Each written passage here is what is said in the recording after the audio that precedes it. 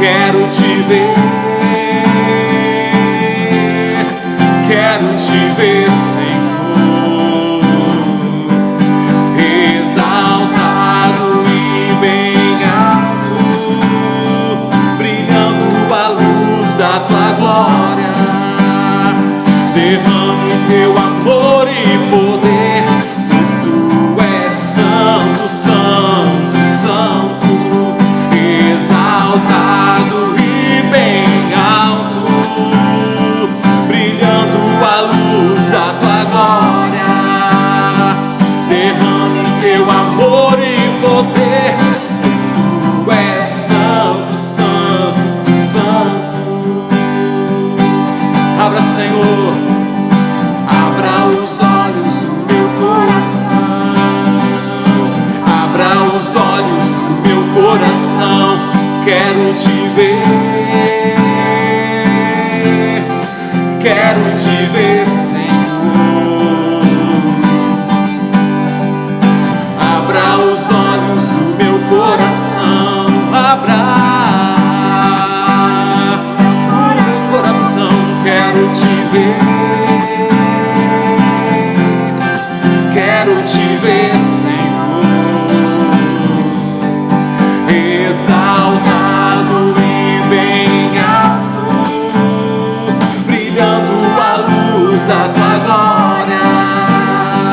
Derrame teu amor e poder, pois tu és santo, santo, santo, exaltado e bem alto, brilhando a luz da tua glória.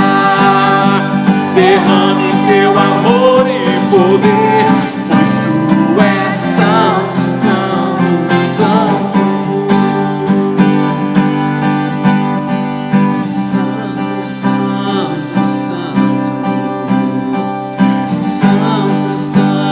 santo,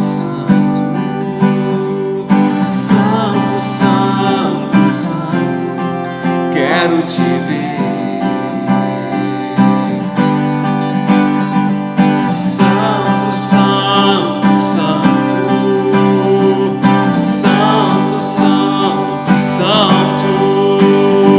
santo, santo, santo, quero te ver, quero te ver, quero te ver, Senhor. Eu quero te tocar, eu quero te abraçar, eu quero te ver, quero te ver, quero te ver, Senhor. Eu quero te tocar, quero te abraçar, quero te ver, quero te ver, quero te ver, Senhor. Eu quero te tocar, quero te abraçar, quero te ver.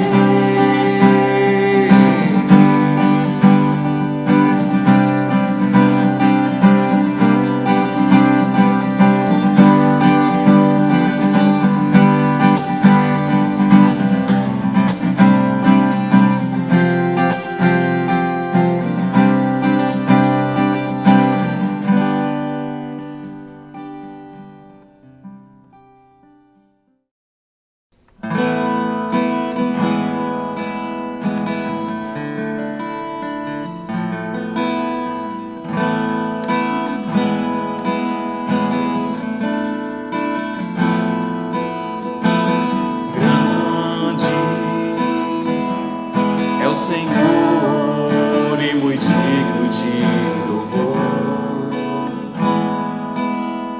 na cidade do nosso Deus, seu santo monte. A alegria de toda a terra.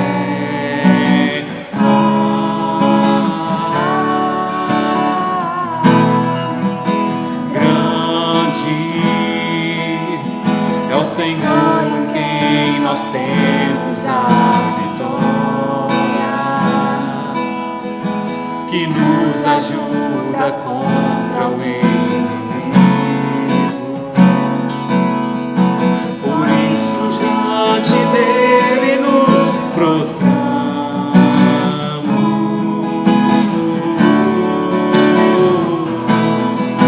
Queremos o teu nome engrandecer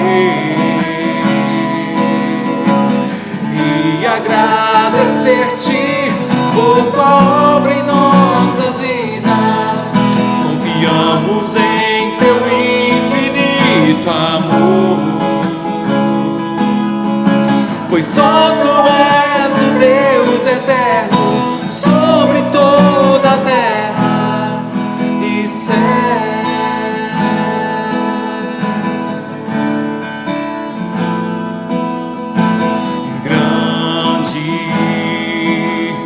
O Senhor e muito digno de louvor, na cidade do nosso Deus, seu santo monte, a alegria de toda a terra,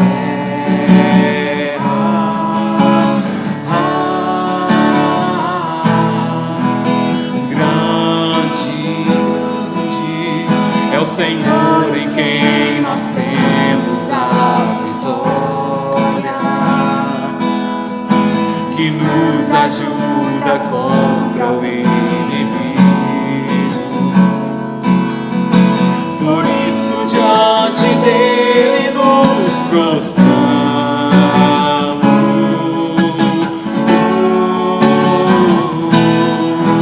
Queremos o teu nome engrandecer e agradecer-te por tua obra em nossas vidas.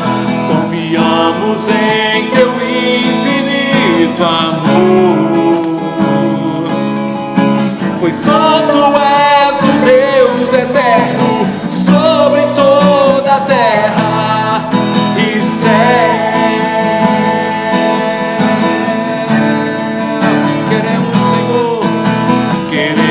O teu nome engrandecer e agradecer-te por tua obra em nossas vidas. Confiamos em teu infinito amor, pois só tu és o Deus eterno sobre toda a terra e céu.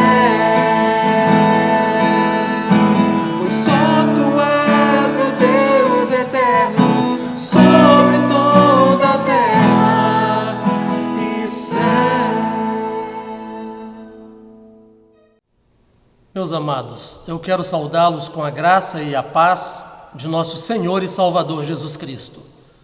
Mais uma vez, nós temos da parte do Senhor a oportunidade para cultuá-lo, e para nós é de fato um privilégio podermos adorar a Deus e, sobretudo, podermos ouvir a sua voz mediante a leitura da palavra, a Sagrada Escritura e exposição da mesma. Nós queremos bendizer a Deus por sua vida, aí no seu lar, no conforto da sua casa, juntamente dos seus, que você tenha da parte do Senhor também esta oportunidade de, em família, poder adorar ao Todo-Poderoso.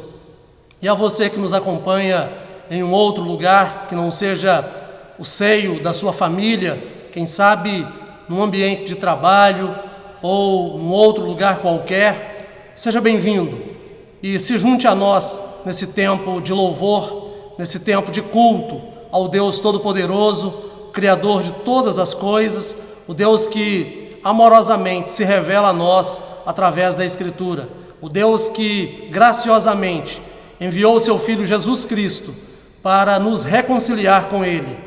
E nós gostaríamos de convidá-lo, onde quer que você possa estar, para acompanhar conosco, ou quem sabe realizar conosco a leitura que faremos na Palavra do Senhor, no livro de Gênesis, no capítulo 45, versículos 1 a 15. Portanto, Gênesis 45, versos 1 a 15. Leiamos. Então José, não se podendo conter diante de todos os que estavam com ele, bradou: fazei sair a todos da minha presença. E ninguém ficou com ele, quando José se deu a conhecer a seus irmãos. E levantou a voz em choro, de maneira que os egípcios o ouviam, e também a casa de Faraó. E disse a seus irmãos: eu sou José, vive ainda meu pai? E seus irmãos não lhe puderam responder, porque ficaram atemorizados perante ele. Disse José a seus irmãos: agora chegai-vos a mim. E chegaram-se. Então disse: eu sou José, vosso irmão, a quem vendestes para o Egito. Agora, pois, não vos entristeçais, nem vos irriteis contra vós mesmos, por me haverdes vendido para aqui, porque para a conservação da vida Deus me enviou adiante de vós. Porque já houve 2 anos de fome na terra, e ainda restam 5 anos em que não haverá lavoura, nem colheita. Deus me enviou adiante de vós para conservar vossa sucessão na terra e para vos preservar a vida por um grande livramento. Assim não fostes vós que me enviastes para cá, e sim Deus, que me pôs por pai de Faraó e senhor de toda a sua casa, e como governador em toda a terra do Egito. Apressai-vos, subi a meu pai e dizei-lhe: assim manda dizer teu filho José: Deus me pôs por senhor em toda a terra do Egito. Desce a mim, não te demores. Habitarás na terra de Gósen, e estarás perto de mim, tu, teus filhos, os filhos de teus filhos, os teus rebanhos, o teu gado e tudo quanto tens. Aí te sustentarei, porque ainda haverá 5 anos de fome, para que não te empobreças, tu e tua casa e tudo o que tens. Eis que vedes por vós mesmos, e meu irmão Benjamim vê também, que sou eu mesmo quem vos fala. Anunciai a meu pai toda a minha glória no Egito, e tudo o que tendes visto. Apressai-vos e fazei descer meu pai para aqui. E lançando-se ao pescoço de Benjamim, seu irmão, chorou. E abraçado com ele, chorou também Benjamim. José beijou a todos os seus irmãos e chorou sobre eles. Depois, seus irmãos falaram com ele. Até aqui, queridos, nós vamos orar, clamando ao Senhor a intervenção do Espírito Santo na comunicação da sua palavra. Oremos. Grandioso, glorioso e eterno Deus, ao Senhor nós tributamos o louvor, a honra e a glória, certos de que tão somente o Senhor é Deus e por isso o único digno de que nos curvemos ante a Tua majestade e lhe prestemos culto. Queremos, ó Deus, expressar a nossa gratidão pela oportunidade que nos dás de podermos mais uma vez estar em torno da Tua palavra com o propósito de engrandecer Teu nome e também com o propósito de ouvir a Tua doce e sublime voz. Nós queremos clamar ao Senhor então, ser servido a Deus de intervir no poder do Teu Espírito, para que assim possamos ouvir a Tua voz. Ser servido mais de visitar, Deus, os Teus servos, onde quer que possam estar agora. Visita, Senhor, a todos quantos, nesta oportunidade, estão tendo a ocasião para ouvir a leitura da palavra e exposição da mesma, mesmo não sendo membros desta denominação. O nosso propósito não é o de levantar a bandeira denominacional, mas o de engrandecer o Teu nome excelso, o de declarar, ó Deus, o nosso amor pelo Senhor e o de manifestar que, de fato, nós temos vivido debaixo da Tua graça, recebendo cotidianamente a manifestação do Teu amor. Nós queremos, ó Deus, nesse instante, expressar a nossa gratidão, porque a despeito, ó Deus, das circunstâncias, as tuas mãos têm estado sobre as nossas vidas e temos recebido do Senhor muito mais do que merecemos. Te bendizemos, Deus, porque em Cristo Jesus nos tens perdoado os pecados e porque nos dás a liberdade para continuarmos adorando ao Senhor na beleza da tua santidade. Venha, Pai, falar ao nosso coração por amor de teu nome e para a edificação das nossas vidas. Visita, Senhor, suplicamos ainda os nossos queridos irmãos que se encontram enfermos, alguns contaminados, ó Deus, com o coronavírus, outros com outras enfermidades.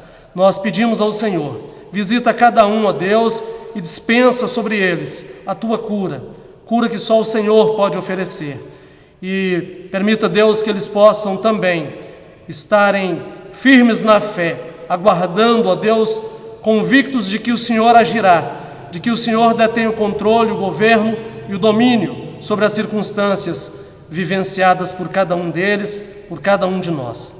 Agradecemos ao Senhor mais uma vez pela oportunidade que nos dás e suplicamos, permita-nos ouvir a tua voz, em nome de Jesus. Amém. Meus queridos, nós temos entendido que vivenciamos um tempo em que as instituições têm sido banalizadas, têm sido fragilizadas, têm sido desrespeitadas, as instituições têm sido desmoralizadas, desconsideradas, tratadas como nada, como algo sem importância, como algo inoperante e desconsiderando que não há instituição que não tenha sido trazida à existência pelo Senhor. Só Deus pode criar todas as coisas e sustentá-las. As instituições foram criadas pelo Senhor. E as pessoas do nosso tempo têm desconsiderado esta verdade.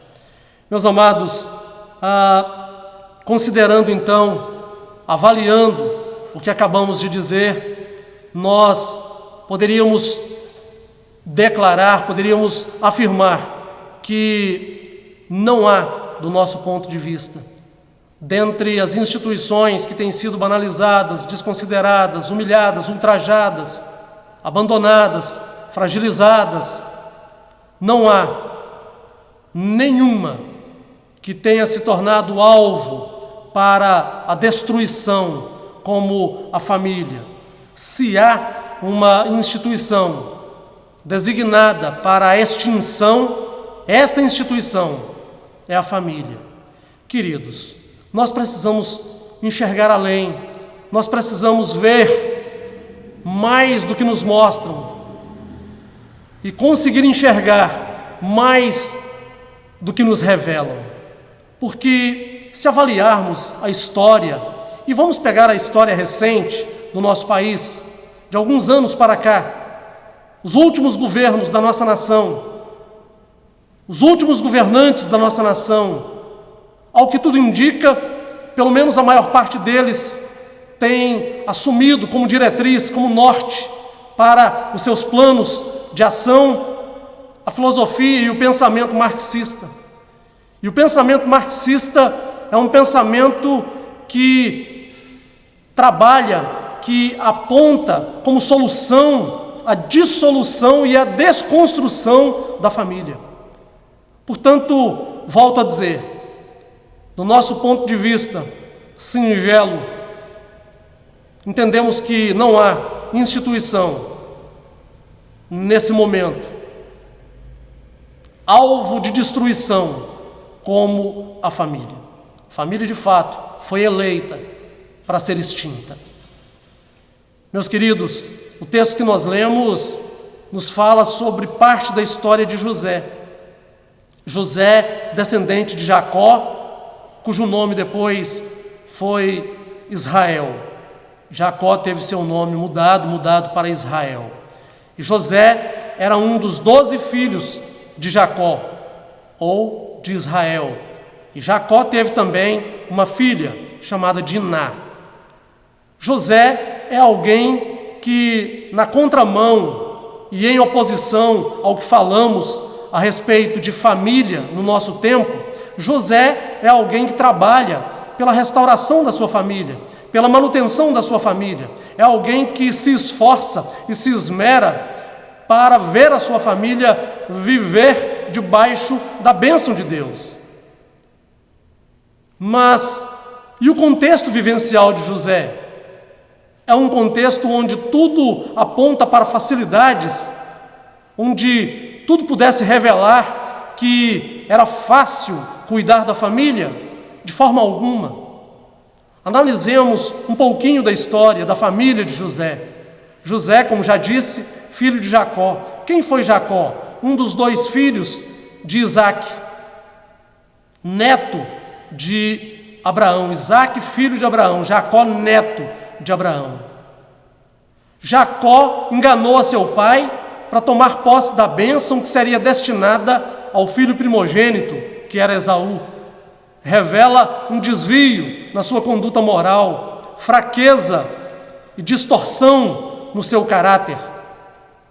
Esse era Jacó, um homem capaz de enganar o pai, de mentir ao pai, de fazer-se passar por seu irmão, para ficar com a bênção que seria a ele, a Esaú, destinada.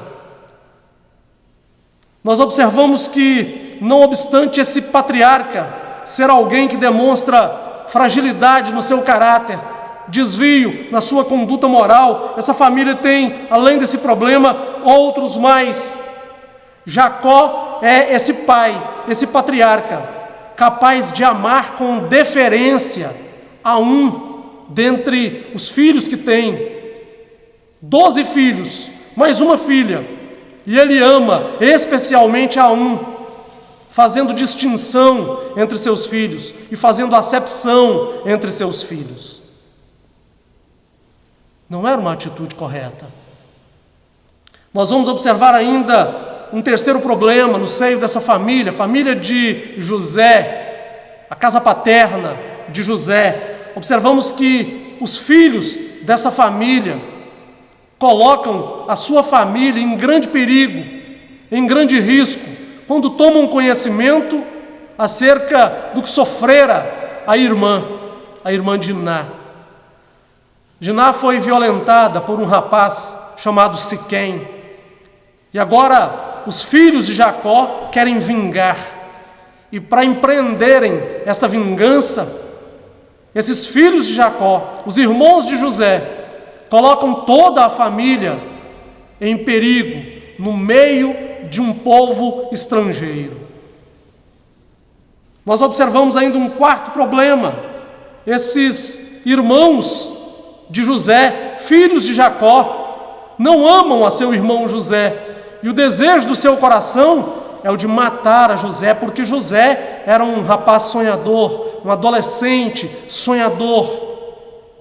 E os irmãos de José já estavam cansados de ouvir os sonhos contados por José, onde ele era sempre visto como alguém que estava acima dos pais e acima dos irmãos.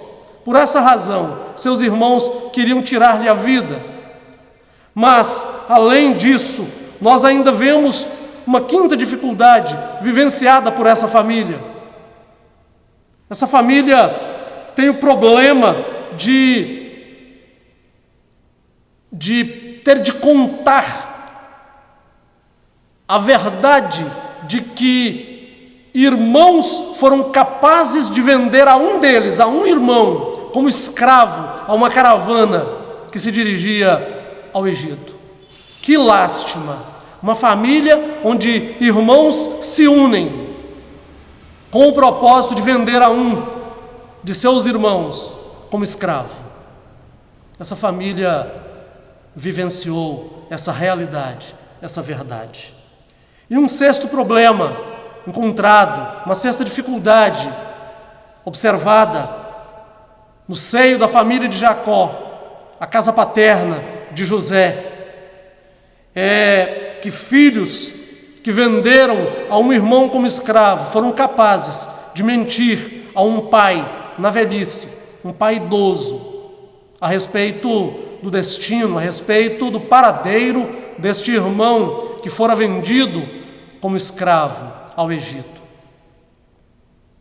trouxeram a sua veste, mataram um bode, sujaram a roupa no sangue e trouxeram ao pai.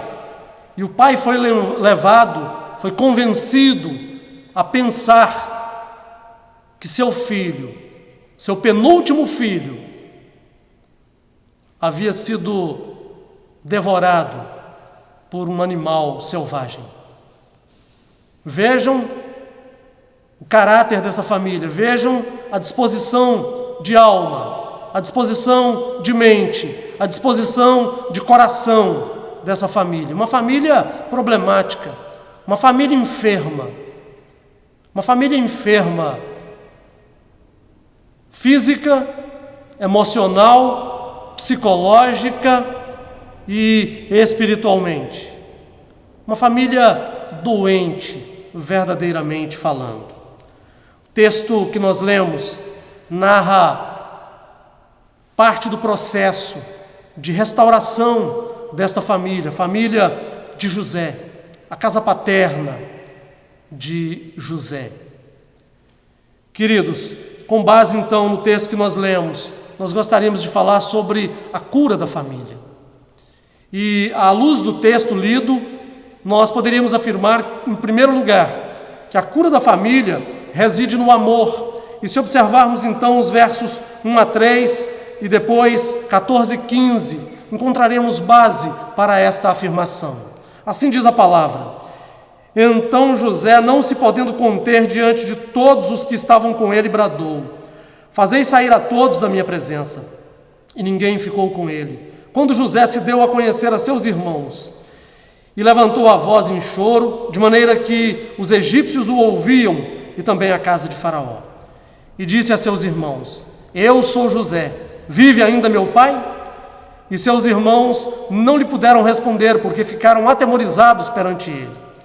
E lançando-se ao pescoço de Benjamim, seu irmão, chorou. E abraçado com ele, chorou também Benjamim. José beijou a todos os seus irmãos e chorou sobre eles. Depois, seus irmãos falaram com ele. Observemos, meus amados, José empreende o início de algo difícil, a restauração de uma família, a restauração de uma casa doente, de uma casa extremamente enferma em todos os sentidos. José poderia agora, tendo a oportunidade de vingar, realmente se lançar contra seus irmãos. José poderia dar ordens contra seus irmãos. José, agora, naquele contexto, na terra do Egito, era menor apenas do que Deus, a quem ele continuava temendo e servindo, e do que o Faraó, o rei do Egito. Humanamente falando, era o segundo no Egito, considerando aquilo que José também considerava e que nós, servos de Deus, consideramos, ele era o terceiro, abaixo de Deus e abaixo do Faraó. José poderia então empreender grande vingança contra seus irmãos. José poderia mostrar-lhes que fora difícil os anos longe da presença de seu pai, longe do seio familiar, ainda na adolescência ou desde a adolescência. José poderia cobrar-lhes o tempo que passou como escravo na casa de Potifar. Poderia cobrar-lhes o tempo que passou injustamente numa masmorra, no cárcere. Mas, ao invés de trabalhar o ódio e a vingança, José abriu as portas do seu coração aos seus irmãos.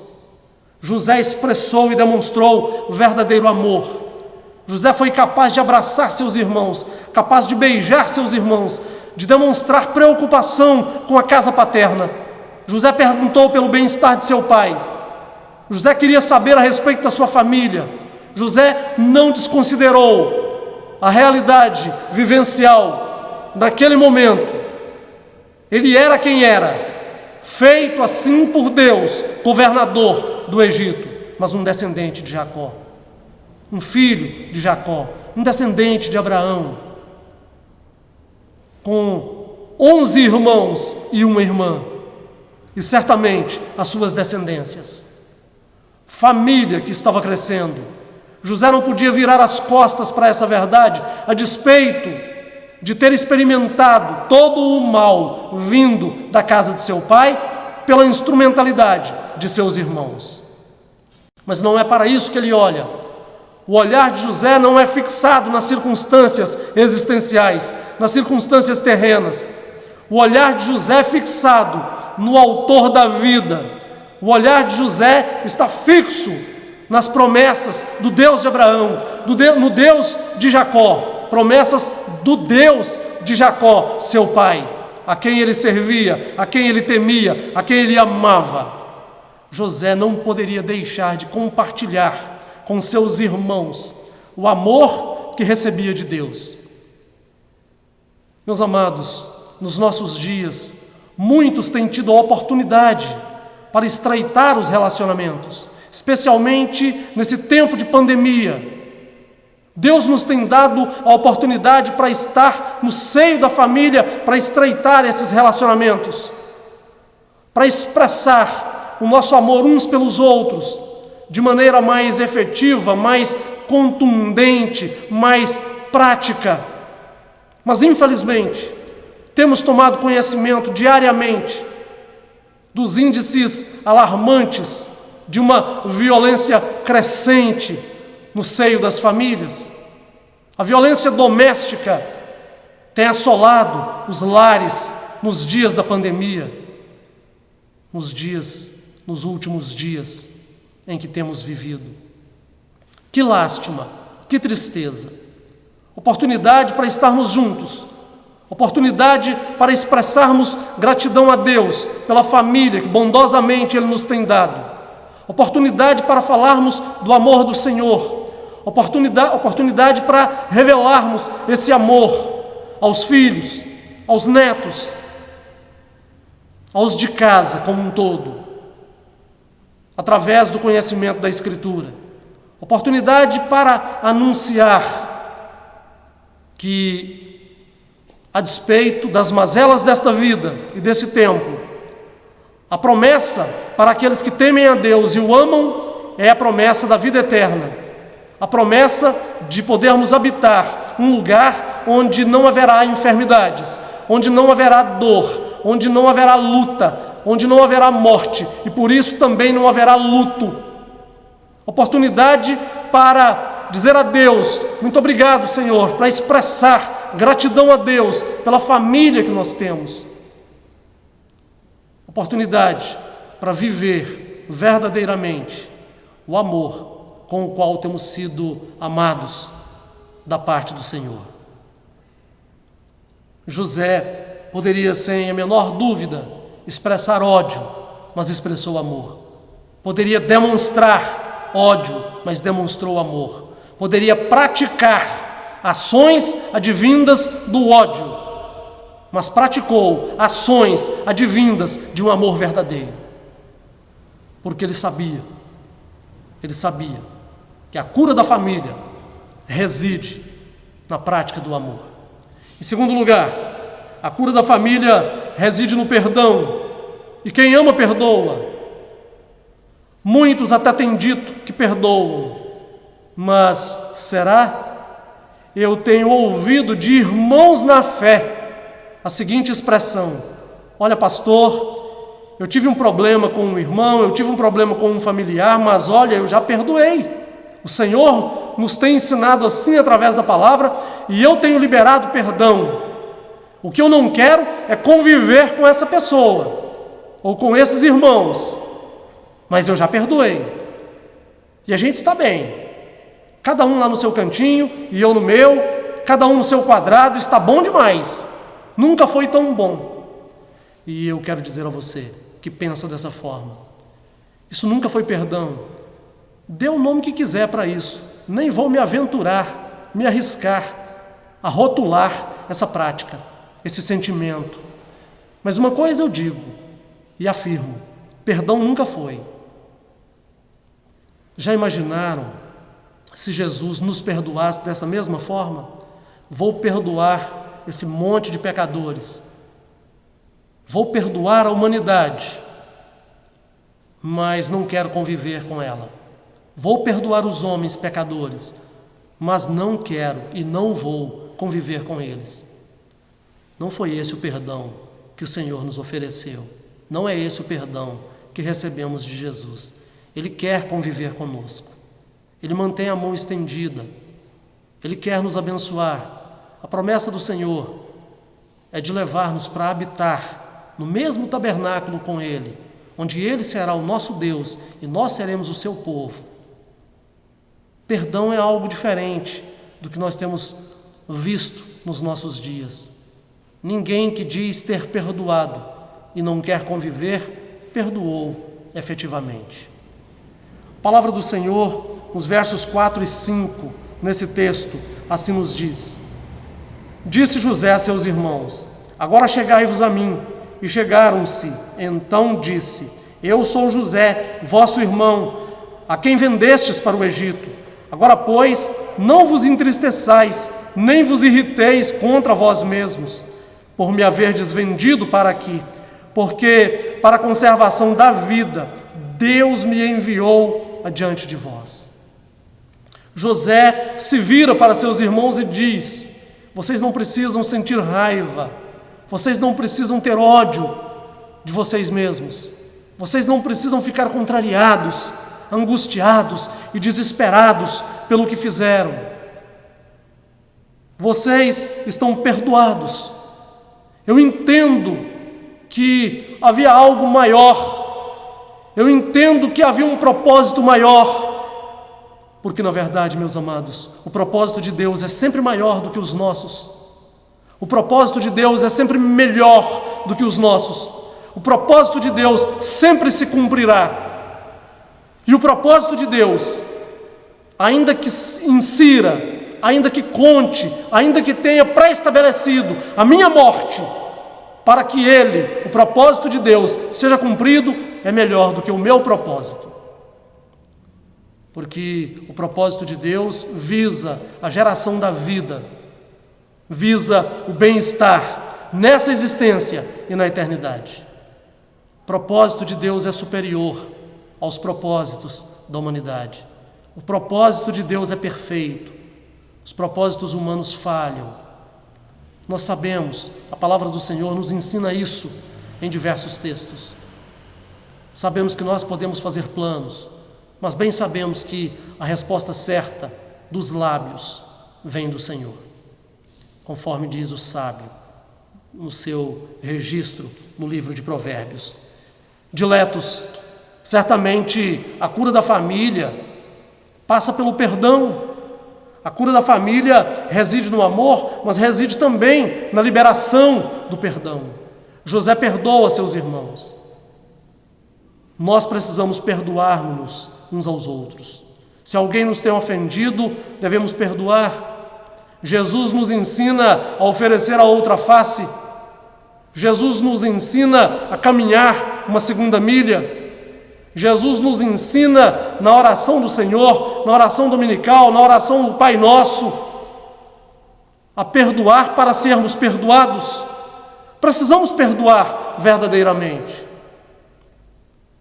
Precisamos dar a oportunidade às pessoas que nos ofenderam, que nos feriram, de se erguerem novamente no contexto da sua queda. Porque dependemos também, quando caímos, de que alguém nos estenda a mão e nos ofereça a oportunidade para levantarmos no contexto da nossa queda. Precisamos perdoar, precisamos liberar perdão. Que Deus nos ajude nesse propósito. Em terceiro lugar, amados, a cura da família reside na aceitação do propósito de Deus. Nos versos 7 e 8, a palavra do Senhor Deus assim nos diz: Deus me enviou adiante de vós para conservar a vossa sucessão na terra e para vos preservar a vida por um grande livramento. Assim não fostes vós que me enviastes para cá, e sim Deus, que me pôs por pai de Faraó e senhor de toda a sua casa, e como governador em toda a terra do Egito.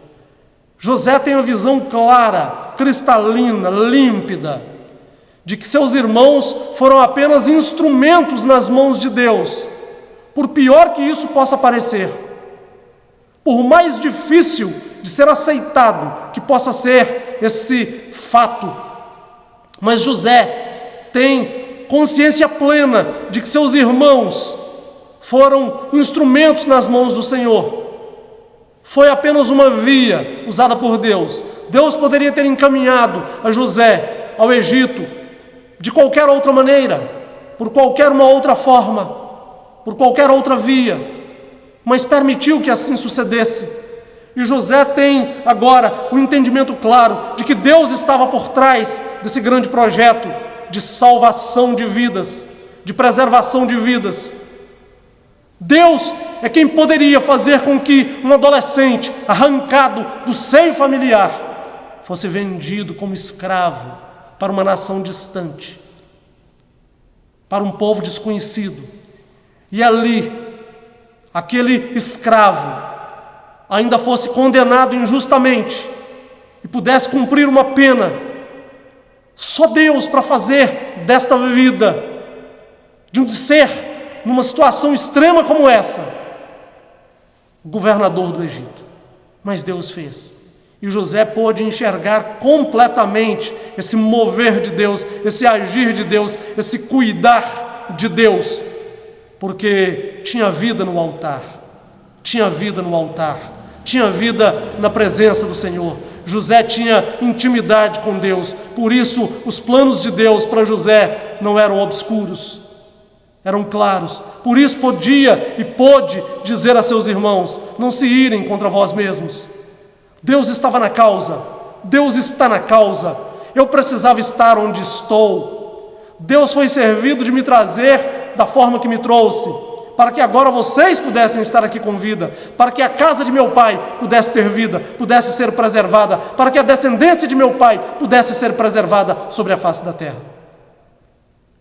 Precisamos entender, queridos, que a cura da família reside também na aceitação do propósito de Deus. Você conhece os propósitos de Deus? Você tem tido entendimento acerca dos projetos de Deus para a sua vida, para a vida da sua família, para a vida da igreja? Conserve-se firme diante do Senhor, prostrado diante do Senhor em oração, mas firme na fé. Conserve-se seguro no Senhor, sabendo que a despeito das circunstâncias que nós vivenciamos, quiçá circunstâncias que possam piorar em muito, mas com a consciência, nós devemos estar todos com a consciência tranquila, pois continuamos debaixo do governo de Deus, e todas as coisas cooperam para que os propósitos de Deus sejam cumpridos. Precisamos ter essa consciência. Por isso, no trato com a família, na busca da restauração da sua família, do seu lar, da sua casa, considere que o propósito de Deus é sempre cumprido. Lembre-se que, aceitando o propósito de Deus, entendendo o propósito de Deus, cooperando com o propósito de Deus, a sua família também poderá ser restaurada à semelhança da família de José. E para finalizarmos, em quarto lugar, a cura da família reside na atitude de responsabilidade. Observemos os versos 9 a 11. Apressai-vos, subi a meu pai e dizei-lhe: assim manda dizer teu filho José: Deus me pôs por Senhor em toda a terra do Egito, desce a mim, não te demores. Habitarás na terra de Gósen e estarás perto de mim, tu, teus filhos, os filhos de teus filhos, os teus rebanhos, o teu gado e tudo quanto tens. Aí te sustentarei, porque ainda haverá 5 anos de fome, para que não te empobreças, tu e tua casa, e tudo o que tens. A atitude de José para com a casa de seu pai, para com o seu próprio pai e a sua descendência. A atitude de um servo de Deus, diante da necessidade da sua família, mas não era apenas da sua esposa ou dos filhos. A casa paterna, toda a família, o zelo para com a casa paterna, o zelo para com o pai e a sua descendência. Hoje nós encontramos homens que não querem cuidar nem mesmo da esposa, não querem cuidar de filhos, casais que se divorciam e maridos que brigam para não pagarem uma pensão irrisória, mínima, uma miséria, uma ninharia que não vale nada. Conheço pais que lutam contra o pagamento de uma pensão que auxiliaria, que ajudaria no sustento de um filho pequeno, de uma criança indefesa. O casamento já foi embora, a família já se dissolveu, agora é apenas um auxílio, e ainda assim, isso tem sido negligenciado.